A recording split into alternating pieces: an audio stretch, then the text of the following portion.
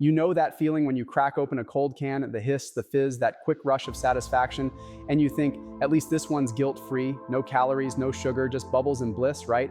We've all done it. Standing in the grocery aisle, scanning labels like detectives of health, we grab the one that promises zero. 0 calories, zero sugar, zero regret. But here's the truth. The promise of zero is not nothing, it's something. It's chemistry, it's psychology, it's marketing magic dressed as science. And the more we've believed in it, the more we've been quietly rewired, not just in our habits, but in our biology. See, 0 calorie doesn't mean zero impact. It means hidden impact. These drinks don't whisper to your body, they shout in code your brain doesn't recognize. Your taste buds taste sweet, your brain expects energy. But when the calories never come, confusion begins. The brain doesn't shrug it off, it reacts. It starts hunting. It craves real sugar, real fuel. And suddenly, you're eating more later, not because you're weak, but because your body's being tricked into thinking it's starving in a land of sweetness. That's the twisted beauty of modern diet marketing. It doesn't need to lie outright. It just needs to mislead softly, with words like light, free, zero. The illusion of control is the greatest product ever sold, because when we feel in control, we don't question what's controlling us. And these drinks, these chemical cocktails of nothingness, are designed to keep us comfortable in that illusion. The fizz, the flavor, the freedom, all engineered sensations meant to make you believe you're winning the battle against calories, while quietly losing the war against cravings, metabolism, and real nourishment. Now, I'm not here to scare you. I'm here to open the curtain. Because once you understand what's really happening behind the sparkle of 0 calorie, you start to see your body's story differently. You stop blaming yourself for your hunger, your mood swings, your lack of results. You start realizing that maybe it wasn't you failing the diet, maybe the diet was failing you. The can said 0, but it took something far more valuable than calories, your body's trust in its own signals. And here's the most haunting part. The more we reach for that clean, calorie-free comfort, the deeper the dependency grows, like chasing a ghost of sweetness that never truly satisfies, a mirage in the desert of diet culture.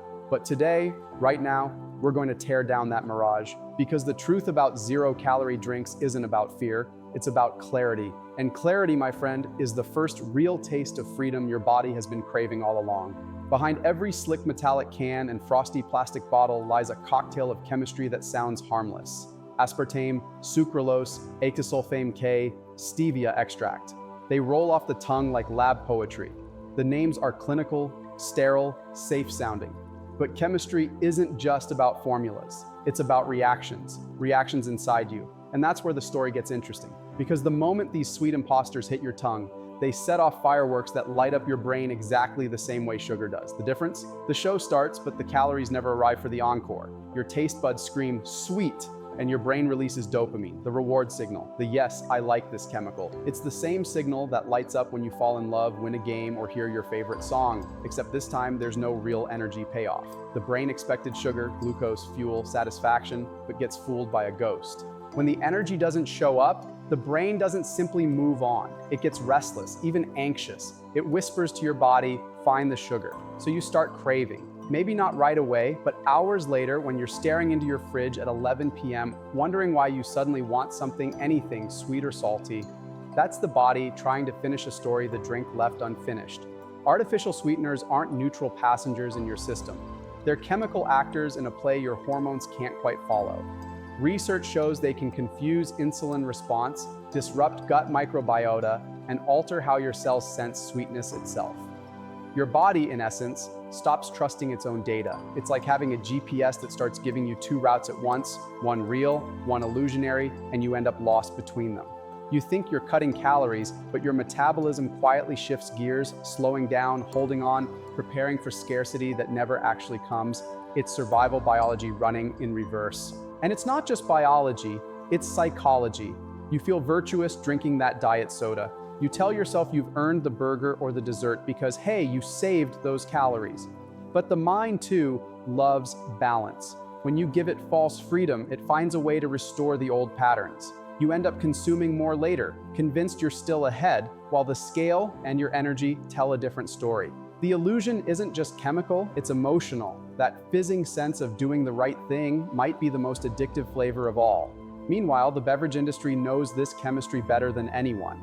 They've spent decades fine-tuning sweetness curves, pairing acids with sweeteners to mimic the exact mouthfeel of sugar. They engineer the perfect sip satisfaction window, that half second when your brain says wow before it can say, wait a minute. Billions of dollars have gone into making zero taste like plenty. And every time you choose the diet version, you reinforce a cycle that feeds not your body, but their bottom line. Sweetness becomes a brand, not a nutrient. Think of it this way. Our ancestors evolved to chase sweetness because it meant life. Fruit in season, honey in the wild, energy to hunt another day. Sweetness was rare, sacred, tied to survival. Now it's constant, synthetic, divorced from nature. And in that disconnection, something deeper gets lost. The honest relationship between taste and nourishment. When everything tastes sweet but nothing is sweet, the compass inside us spins aimlessly. Hunger loses meaning, satiety loses timing, and we, the eaters of modern miracles, become perpetually unsatisfied. Yet amid this deception, there's something almost poetic, a reminder that the body knows. No matter how advanced our chemistry, our cells remember the truth. They can't be permanently fooled. Over time, the mismatch between sweetness and substance triggers resistance. The more fake sugar you consume, the less responsive your taste receptors become. Suddenly, an apple tastes bland, plain water feels boring, real food can't compete with engineered stimulation. The threshold of sweet enough climbs higher and higher until natural balance feels dull. That's not your fault. It's adaptation gone astray. But here's where the story turns.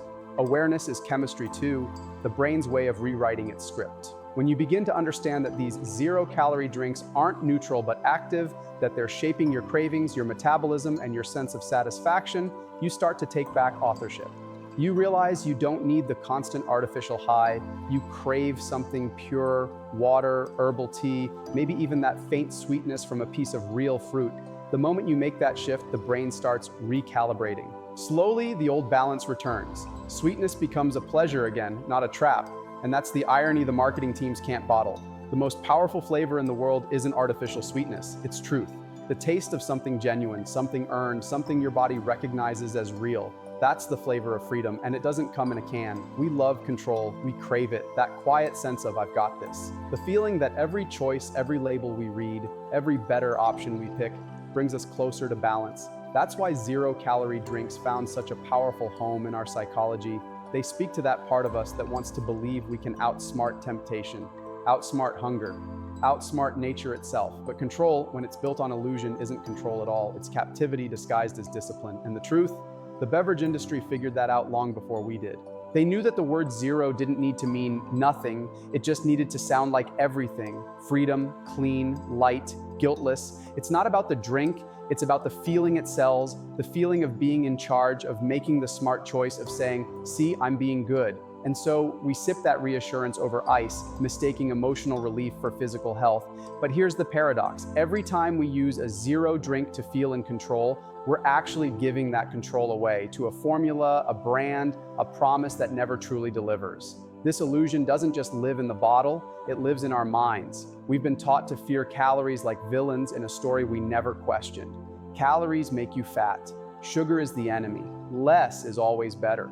But the body doesn't read marketing copy. It reads signals. And those signals, sweet taste, energy intake, nutrient value, have been speaking the same language for thousands of years. When we interrupt that ancient communication with artificial sweetness, we silence our instincts. We stop listening to hunger cues, to fullness, to the body's whispers. We start living in the noise of external validation, numbers, labels, apps, everything except intuition. That's the most dangerous part of the zero-calorie mindset. It disconnects you from your body's wisdom. Because when you sip something that tastes indulgent but delivers nothing, you teach your body that its senses can't be trusted. You create a loop of confusion. Taste says one thing, biology says another, and between them grows a subtle distrust. Over time, that distrust seeps into everything: how you eat, how you feel, how you view yourself. You begin to question your cravings, punish your appetite, label your hunger as weakness. That's not health, that's quiet war, and it's not your fault. This illusion was engineered. Zero-calorie isn't just a product category, it's a cultural narrative. It tells us that thin equals worthy, that restraint equals strength, that pleasure must always be earned. It feeds the diet culture machine that thrives on our self-doubt. The more we chase perfection, the more products it can sell us to chase it with. It's not about nourishment, it's about dependency. Every sip becomes a small act of surrender to a system that profits when you don't trust yourself.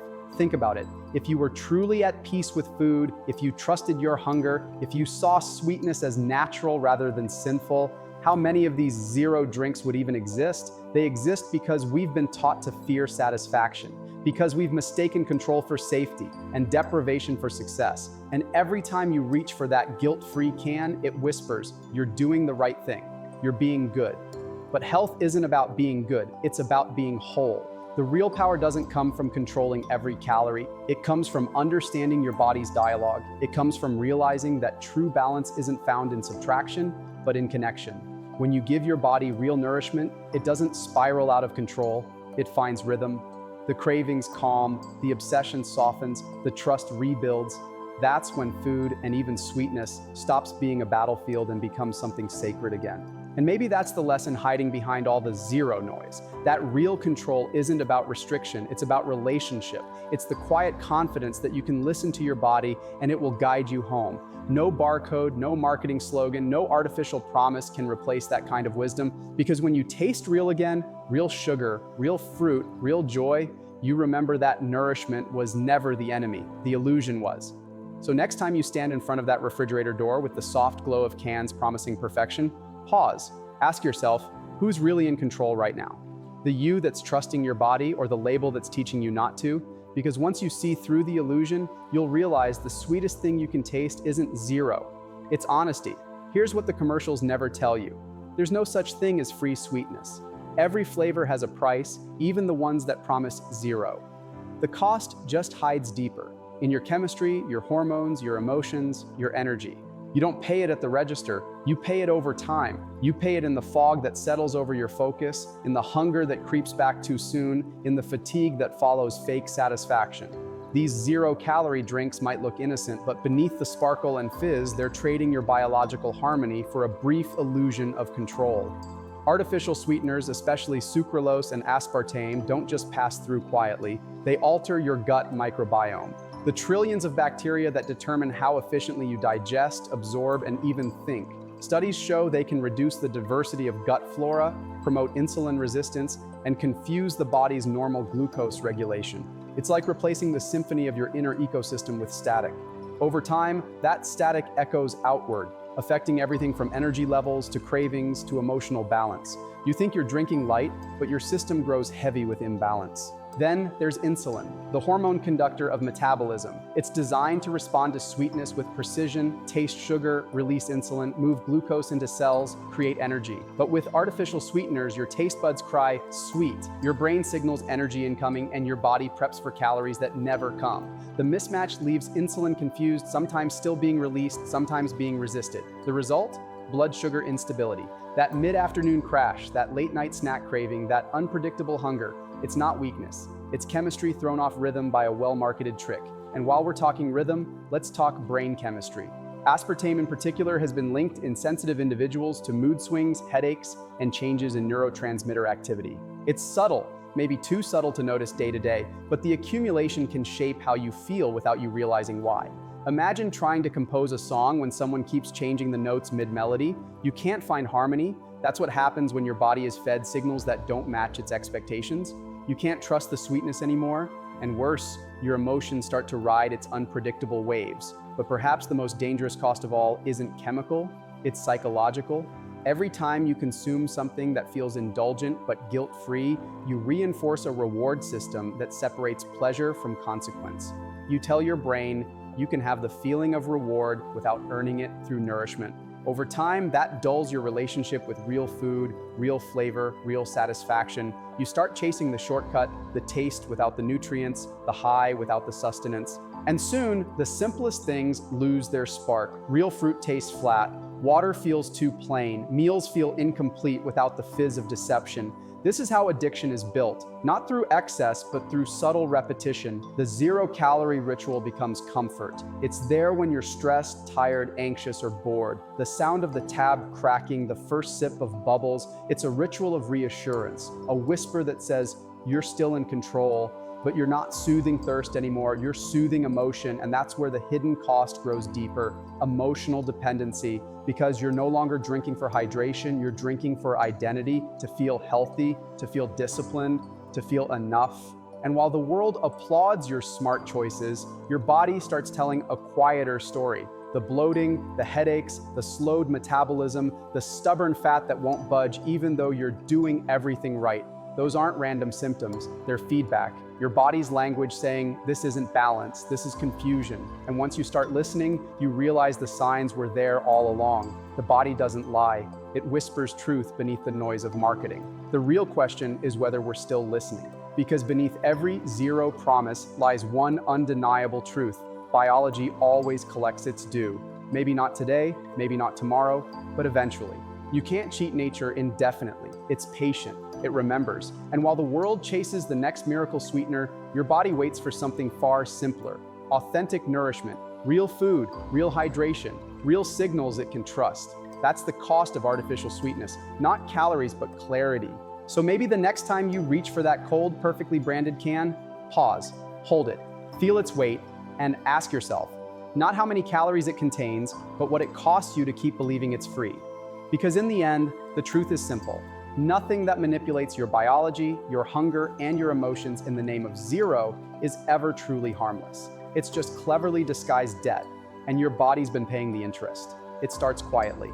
Not with a grand declaration, not with a detox plan, not even with a dramatic goodbye to the bottles in your fridge. It starts with awareness, that small, defiant pause between impulse and choice. The moment you catch yourself reaching for that zero-calorie can, and for once you ask why. That's where the real transformation begins. Not in willpower, but in understanding. Because addiction to these drinks isn't just chemical, it's emotional. It's the comfort of routine, the illusion of control, the ritual that fills a space you didn't know was empty. Breaking that bond isn't just quitting a drink, it's reclaiming your clarity, your chemistry, your calm. See, the first few days without it might feel strange. You'll miss the sparkle, the sensation, the sweet rush that told your brain everything was fine. You'll feel the tug, not of caffeine or sugar, but of habit. The body isn't craving soda, it's craving the familiar rhythm of reward. That's what these zero-calorie drinks taught us. How to expect satisfaction without nourishment, how to equate fizz with relief. So when you stop, your brain feels disoriented, like stepping out of a movie halfway through. But stay there, sit in the silence that follows. That silence is healing. You might notice things changing subtly, your taste buds waking up, your hunger cues finding their voice again. Water will start to taste alive, fruit will explode with sweetness you forgot it had, even your energy will shift, more stable, more honest. The fog that used to hang between your meals begins to lift. That's not magic, that's chemistry recalibrating. Your body has been waiting for you to come back to it, to give it signals it can trust. And the moment you do, it responds, not with fireworks, but with quiet gratitude. You'll feel it in your mood, your sleep, your focus. The clarity doesn't arrive overnight, it grows like light creeping back into a dim room. And yes, there will be moments of temptation, social ones, emotional ones, those little voices saying, it's just one can. It's better than the regular one. But here's the truth. Every time you resist, you're not denying yourself pleasure. You're reclaiming it. Because pleasure without deception is the sweetest kind there is. When you drink water, tea, or anything natural, your body knows exactly what it's getting. There's honesty in that exchange. You're no longer chasing satisfaction, you're receiving it in real time. No tricks, no delayed crashes, just truth. Breaking free from zero also means confronting what it symbolized. Maybe it was the drink you reached for when you were anxious, tired, or trying to be good. Maybe it was your proof that you were still in control. But when you release that crutch, you meet yourself where you truly are, raw, real, human. You learn to find comfort not in numbing your senses, but in feeling them fully. You learn that thirst isn't an emergency, that hunger isn't failure, that sweetness isn't sin. You start living in alignment with the body you've been at war with for too long. And that, right there, is liberation. The journey doesn't require perfection, it requires compassion. Some days you'll still crave the buzz, the illusion, that's okay. You're unlearning a story that's been told to you for decades, one sip at a time. Just remember, this isn't about restriction, it's about remembrance. You're remembering what real nourishment feels like, what natural sweetness tastes like, what energy without deception truly is. That's not discipline, that's self-respect. That's your body saying, thank you for listening. And slowly, the symbolism changes. The can you once saw as freedom starts to look like a chain. The water bottle in your hand begins to look like power. The fizz you used to crave becomes background noise, while the stillness of true hydration feels sacred. You begin to realize that the very thing marketed as light was weighing you down. not in pounds, but in dependence. Every sip you skip is a step back to sovereignty. Every choice for truth over illusion is a quiet rebellion against a system that profits from your confusion. And maybe one day, not soon, not forced, you'll stand in front of that shelf again. Rows of shiny labels, the promise of zero, the lure of artificial sweetness. And instead of temptation, you'll feel something different, clarity. You'll see it for what it always was, a beautifully designed mirage. You might even smile, not in anger, but in wisdom, because once you've tasted authenticity again, nothing fake can satisfy you, not anymore. And that's when you'll know you've truly broken free, not when you stop craving, but when you stop believing. Because the real victory isn't the absence of desire, it's the presence of discernment. You've reclaimed your taste, your trust, your truth. And that, my friend, is the most nourishing thing you'll ever consume. There comes a moment, maybe not loud, not dramatic, but deeply still, when you realize that the real battle was never against calories. It was against confusion, against the voices telling you that health means deprivation, that pleasure is dangerous, that you can only be worthy when you are empty. That moment, when clarity breaks through the fog, is where true nourishment begins. Because the truth about zero-calorie drinks isn't just that they fooled your body, it's that they distracted your soul from remembering what real balance feels like. And balance, real balance, has never been about counting what's missing. It's about honoring what's present. You see, our bodies are not problems to fix. They are conversations to listen to. Every craving, every dip in energy, every spark of hunger is communication. For years, we've drowned that voice in artificial sweetness, chasing the comfort of silence. But the silence was never peace, it was suppression. The moment you stop silencing your body, the dialogue begins again. You start hearing the language of your biology, the steady rhythm of thirst, the gentle reminder of nourishment, the quiet satisfaction that follows something real. And in that dialogue, you find something zero could never give you: trust. Trust is the ultimate freedom. When you can trust your hunger, trust your choices, trust your body's wisdom, you no longer need the false comfort of control. You no longer need to hide behind labels that promise purity while delivering confusion. You no longer chase perfect because you've remembered that being human was never meant to be sterile. Real nourishment is messy, flavorful, textured, alive. It has imperfections, and that's what makes it real. That's what makes it satisfying. That's what makes it yours. Think about the irony. For decades, we tried to purify our diets, stripping out fat, sugar, calories, in search of something lighter. But somewhere along the way, we stripped out the joy too, the connection, the gratitude, the simple beauty of tasting something grown by the earth, not built in a lab. And yet, when you take that first sip of something real again, water infused with lemon, a smoothie full of real fruit, a tea steeped slowly instead of fizzed instantly, you feel it. The difference isn't subtle, it's alive. It's your body saying, yes, this is what I remember. And when that happens, something even bigger shifts: your energy, not just physical, but emotional. The fog lifts, the anxiety fades, the cravings quiet down. It's not that life gets easier, it's that it starts making sense again.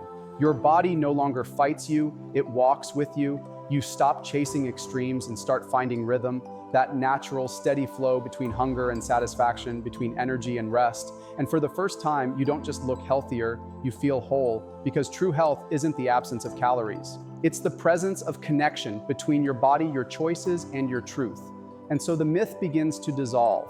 The myth that zero means freedom, that sweetness without substance is safe, that discipline means denying your body instead of understanding it. You see the marketing, the labels, the promises, and suddenly they look hollow, like props from a story that no longer fits your life. Because now you know you don't need a drink to feel light, you don't need artificial sweetness to feel joy, you don't need zero to feel in control. The real control, the quiet, powerful kind, comes from knowing that nothing outside you defines your worth. You define it sip by sip, choice by choice. And maybe that's the ultimate revelation, that health was never hiding in a bottle. It was always waiting in your awareness, waiting for you to slow down, to taste, to feel, waiting for you to choose nourishment over noise. Because the real miracle isn't that you gave something up, it's that you came back to yourself. You came back to listening, to trusting, to honoring the incredible intelligence within you. The body that never stopped trying to protect you, even when you didn't understand its signals. The body that endured the experiments, the diets, the chemicals, and still somehow whispered, I'm here, I can heal, just give me something real. So as this story closes, imagine that can, glossy, silver, glistening in the light, sitting untouched, and beside it a glass of clear, living water catching the sun. You reach for the water, not because you should, but because you want to, because it feels like truth, because it feels like freedom. The fizz of deception fades into memory, replaced by something quieter, deeper, the sound of your own alignment returning. You lift the glass, you drink, and for the first time in a long time, it's not just hydration, it's reconciliation, a reunion between your mind and your body. And as that clarity spreads, so does gratitude. Gratitude for the body that never gave up on you. Gratitude for the lesson that zero was never the goal, wholeness was. Gratitude for the courage to see beyond the label, to question the illusion, to choose presence over perfection. Because that's what healing really is. The moment you stop chasing what's missing and start honoring what's already here. So yes, drink deeply. Not from the can that promises nothing, but from the truth that offers everything.